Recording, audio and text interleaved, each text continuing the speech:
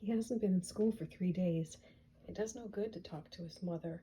I'm convinced she's an unsuitable person to look after him. I'll say she is, George burst out, and told Miss Masters about the clothes stolen from her and how they suspected Jetty and his mother of being in possession of them. I'm afraid the boy is a thief at heart, the lieutenant sighed. Yesterday I caught him at Weatherby's curio shop trying to sell a fair-sized pearl. You think he stole it? Cried Nancy, thinking of the one taken from her. I'm not sure. When I took Jetty home, his mother said she knew nothing about the pearl. Jetty claimed that Joan Fenimore had given it to him, but Joan denied the story. So you see, it's all very confusing. What a pity Joan has to be mixed up in such things, said Nancy, shocked. She's too nice a child. Jetty's a very bad influence for her, the policeman sighed. Mrs. Fenimore realizes this only too well. She's willing to send the little girl away for a while if I can find a place for her to stay. That shouldn't be difficult, said Bess. I've had no luck so far, though I've made several inquiries. Nancy, do you know of anyone who would take the child? I'll talk to our housekeeper about it, the Drew girl offered. It's possible we can work out something. She has relatives who own a farm. That would be ideal for a while, since she loves nature, said the officer. She stopped the coupe in front of the Drew home. And now, if I may use your telephone, I'll call headquarters and see about getting a boat to rescue that man Mahardy. Lieutenant Masters called the police station and talked with the sergeant on duty. The force is working short-handed, she explained after putting down the receiver. Only one man can go. Will you girls accompany him so that you can bring back the rented boat? Yes, we'll be glad to, the three said together, and thanked the lieutenant for her help. As it developed, Nancy was not to be included in the rescue party. She and her friends were about to leave the house when Mr. Drew drove up. Don't go away, Nancy, he called urgently to his daughter. I have something important to talk over with you. Do you mind if I don't go with you? Nancy asked the other girls. No, not if there's a policeman along, Bess replied, and George nodded. Let me know what happens, Nancy requested as the cousins went off with Lieutenant Masters. I'm dreadfully anxious about me, Hardy. The woman drove Bess and George to the police dock and there said goodbye. Soon Policeman Carney arrived in a boat and the girls climbed in. It was a fast craft and reached the area of Heath Castle in a much shorter time than the one Nancy had piloted. To the girls' relief, the rented boat was still anchored in the river, but Mahardy was not in it, nor was he on his rowboat or visible on the beach. He wouldn't have had time to row home, said Bess, worried, and we didn't pass him as we came up. Do you suppose those men, whispered George grimly. The girls told Policeman Carney they were afraid the old clam digger might have met with foul play and asked him to go ashore with them. He anchored his speedboat, and the three climbed into the rowboat it was hauling. Reaching the beach, the searchers started an intensive hunt. They were just about to despair of finding the missing man when George spied the form of the old sailor lying near the entrance to the cloister. For a moment she was fearful something dreadful had happened to him, but suddenly he sat up and looked at her. Thought you'd never come, he muttered sleepily. George thought he was only sleepy until she noticed blood on his face and his shirt. Mahardy, you're hurt, she exclaimed. Her cry brought Bess and Policeman Carney leaping to her side. The old clam digger stood up and insisted he was all right, though he seemed somewhat unsteady. I'd be proud to get knocked out any time from Miss Nancy Drew, he murmured, and nobody can say anything against her. Mahardy looked around. Where is she? He demanded. Home, Bess replied. Home? The man blinked. How'd she get there? Not through here. He pointed to the cloister opening. No, by the road, explained George. Come, Mahardy, we'll go back to River Heights and talk on the way. Where's your boat?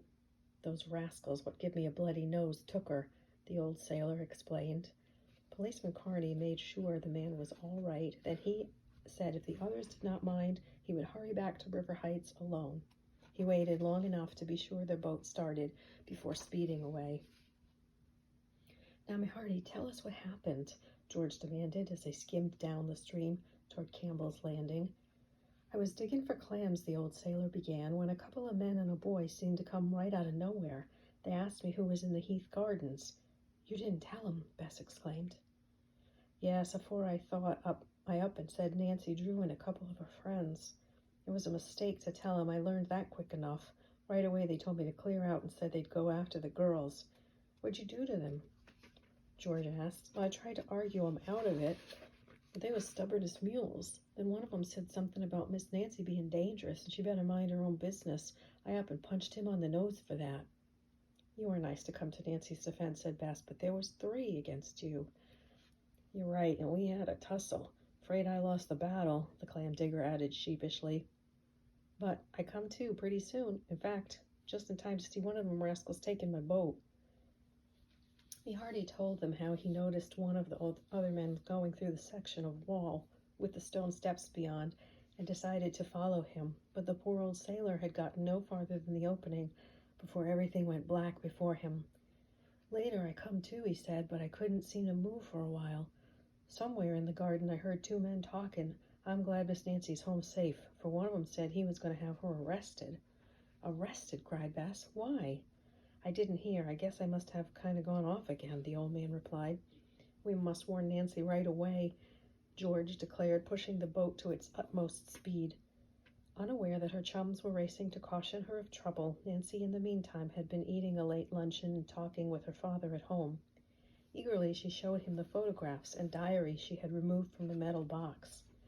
She spoke of the mysterious Cinderella footprint embedded in the crumbling wall at the Heath Gardens and gave a vivid account of her adventure with Cobb, Biggs, and Hector Keep.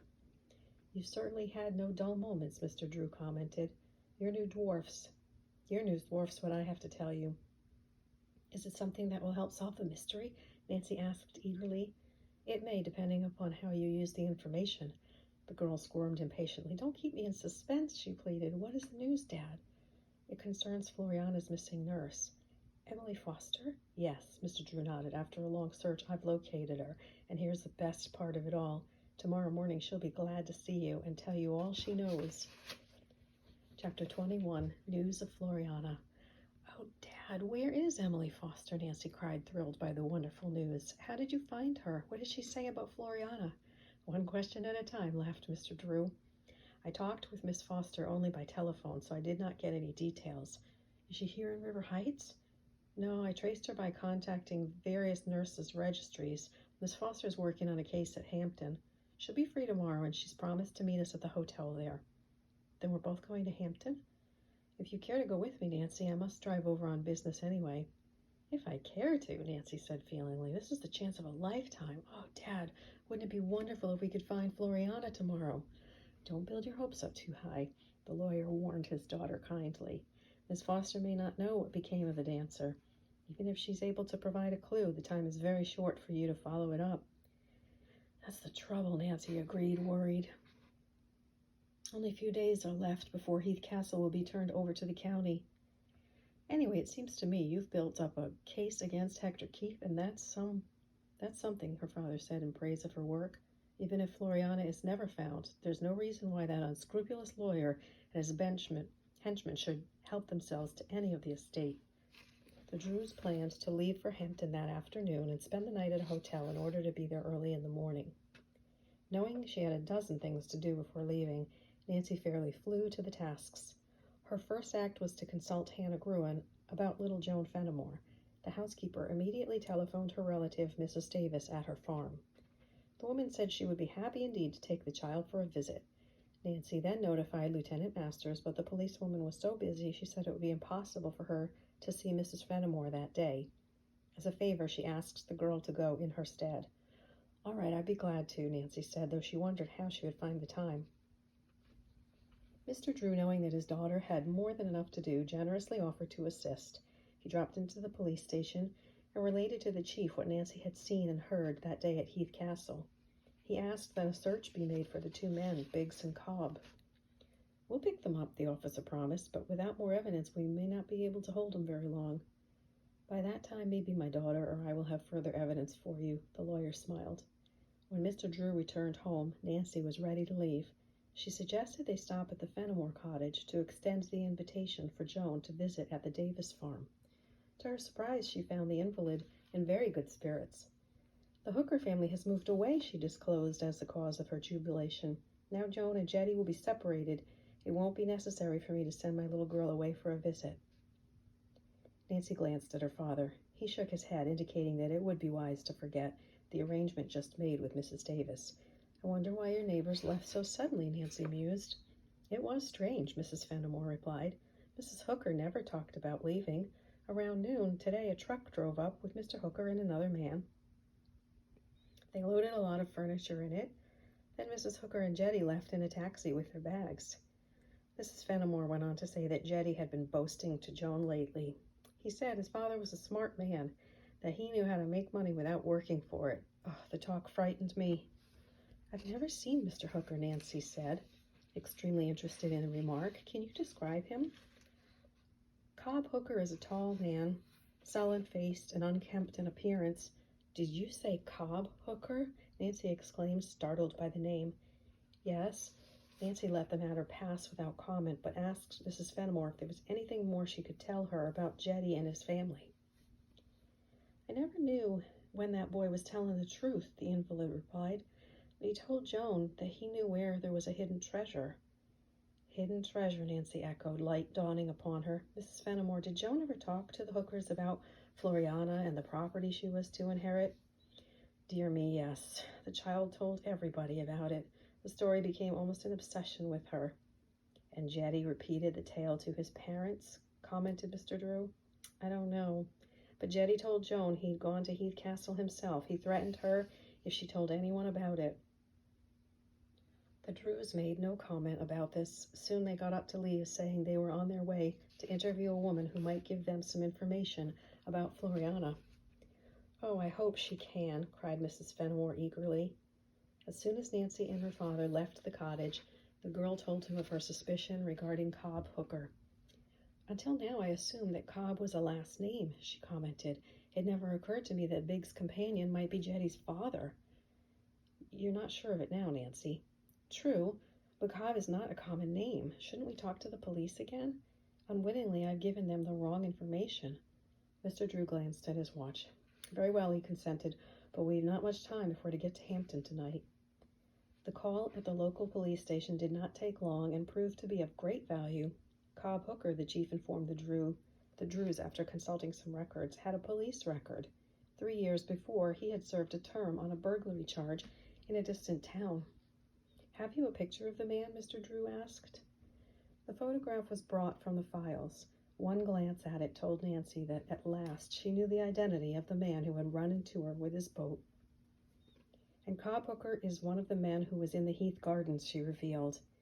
"If you'll make a formal charge against the fellow, we'll try to track him down and arrest him," offered the chief. Mr. Drew did not wish to be too hasty. "Couldn't we learn more by having one of your men trail him for a few days?" he suggested. "That's a good idea. I'll put someone on the case right away, Mr. Drew," said the officer, and turned to answer his telephone. 2 hours after Nancy and her father had left town, Bess and George, highly excited, arrived at the Drew home. Upon hearing from Hannah Gruen that their friend had gone away, the girls looked relieved. "Is anything the matter?" asked the housekeeper. "Plenty. Somebody's going to have Nancy arrested." "Who?" "We don't know. We hardly heard about it." It was well that Mrs. Gruen had been warned what to expect, because that very evening a policeman came to the door with a warrant for Nancy's arrest. "Miss Drew isn't here," the housekeeper said, thoroughly enjoying the situation. "I don't know when she'll be back, either. Perhaps not for some time." "You have her address?" "No, I haven't. She and her father went off in a hurry. They didn't leave any address." "You're trying to protect the girl," the officer said. "Oh, well, it's nothing to me one way or the other. I was told to serve this warrant. If she's not here, I can't do it." Temporarily safe from arrest, Nancy arrived at the Hampton Hotel with her father. The next morning, they waited expectantly for Emily Foster to call. At 10 o'clock, the time set for the appointment, the nurse had not arrived. Both Mr. Drew and his daughter became anxious lest their trip end in failure. Then 15 minutes later, the woman came hurrying into the lobby.